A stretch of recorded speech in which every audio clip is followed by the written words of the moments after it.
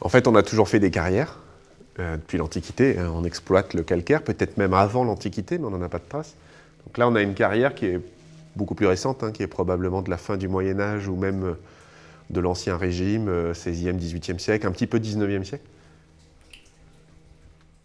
C'est intéressant parce qu'ils creusent en ligne droite, et puis derrière eux, ils laissent des piliers. On voit bien qu'il y a des espaces naturels qui ne sont pas exploités, des piliers. Donc ils creusent des galeries entre les piliers, dans tous les sens.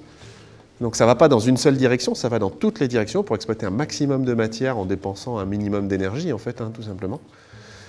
Et puis, ils laissent les piliers et tout ce qui est ingrat, c'est-à-dire tout ce qu'ils ne vont pas pouvoir vendre, tout ce qui va servir à rien, ils vont le laisser derrière eux au fur et à mesure qu'ils avancent. C'est pour ça qu'on a des gros espaces de remblais comme ça, avec les pierres qui ne sont pas vendables, avec de la terre. Et parfois, ils font comme là des murs complets. Donc, c'est vraiment une carrière assez typique de cette manière de travailler. Alors là, c'est quand même pas un calcaire complètement dur, c'est un calcaire un peu intermédiaire. On peut faire des murs avec ça. C'est un calcaire qui est encore relativement tendre, c'est une demi-ferme, comme on dirait. Mais il existe des calcaires qui ne sont utilisables quasiment qu'en fondation, qui sont presque des grès en fait. C'est tellement ils sont durs en termes de propriétés mécaniques. Ils ne boivent pas l'eau, ils sont difficilement taillables, etc. Là, c'est des calcaires avec lesquels on peut déjà faire quelques petits trucs quand même. Et on voit bien qu'ils avancent en sélectionnant un banc de pierre. Ce qui les intéresse, c'est un banc de pierre spécifique, enfin un ou plusieurs bancs, mais la même zone, la même hauteur de pierre. Résultat, au-dessus d'eux, il y a le ciel de carrière. Ça va être leur repère. En dessous, il y a le sol. Alors ici, le sol est remblayé. Il faut bien comprendre que tout le remblai sur lequel on marche, en fait, c'est tout ce qui ne leur servait pas, tout ce dont ils n'avaient pas besoin. Et en fait, la carrière devait faire à l'origine peut-être 2,50 m de haut, et là aujourd'hui on a l'impression qu'elle fait un petit 2 mètres, quoi. Mais elle est assez bien conservée, et elle est assez chouette. Mais il y en a beaucoup, il y en avait beaucoup dans notre territoire. On pense que dans les vallées de l'Oise et de ses affluents, il devait y en avoir plusieurs centaines. Donc il y en a beaucoup qui sont effondrés, il y en a beaucoup qui ont disparu. Il y avait aussi des toutes petites carrières, toutes les carrières ne font pas cette taille-là. Mais voilà. On est censé en trouver des traces d'outils, mais j'en vois pas beaucoup.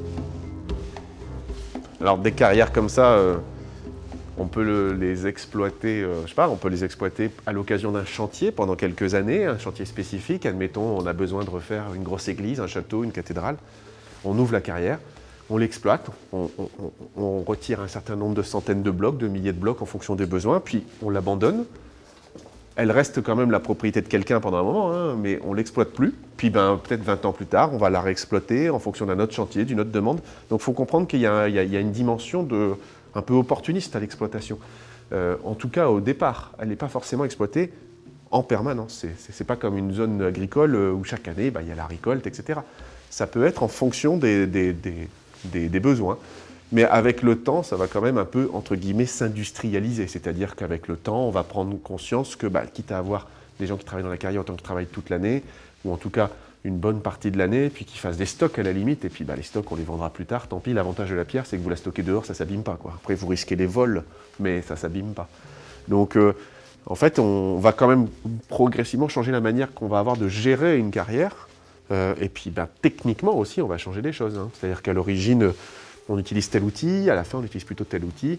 Évidemment aujourd'hui on a mécanisé tout ça, donc aujourd'hui les carrières elles sont exploitées avec des machines, mais ça marche toujours de la même manière, c'est-à-dire que globalement elles font 3-4 mètres de haut. Mais aujourd'hui on scie la pierre par exemple, on la taille plus avec des pics, avec des haches comme on faisait auparavant, ou avec des lances. Là par exemple si on regarde ça, là on devine à certains endroits qu'il y a des cavés, on voit bien que là il y a un creux.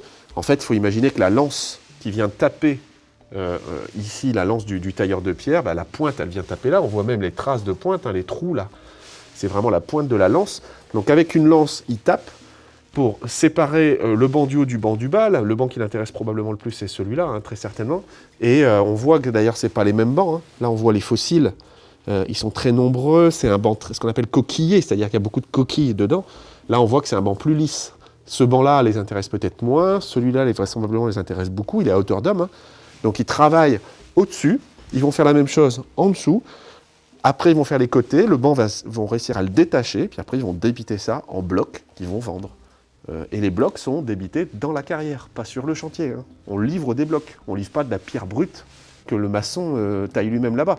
On livre des blocs déjà faits. Donc la taille de pierre se fait beaucoup dans la carrière et pas sur le chantier, contrairement à une idée reçue. Évidemment, sur le chantier, on fait les finitions, on reprend quand il y a une pierre un peu abîmée, mais c'est pas ici qu'on fait le plus. Là, on voit d'autres traces d'outils, là, mais qui sont probablement plus récentes, qui sont probablement liées au fait que, avec le temps, on est passé là, souvent, on a dû retailler la paroi, etc. En tout cas, on a une carrière qui semble antérieure à la mécanisation. Donc on est probablement sur une carrière qui a fonctionné au plus tard jusqu'au 19e siècle.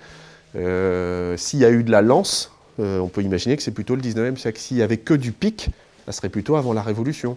Donc voilà, il y a plein de choses qui, si un archéologue passe un peu de temps là, qui vont permettre à l'archéologue de penser un peu et de dater un peu la carrière. Et si vous ajoutez à l'archéologue un géologue, on va pouvoir même parler des bancs de pierre. Parce que moi, évidemment, je suis capable de repérer quelques bancs de pierre, mais un bon géologue, enfin un géologue, il est capable d'identifier très clairement la pierre, puis même de parler des propriétés mécaniques, de dire celle-là elle est plus tendre que celle-là, etc.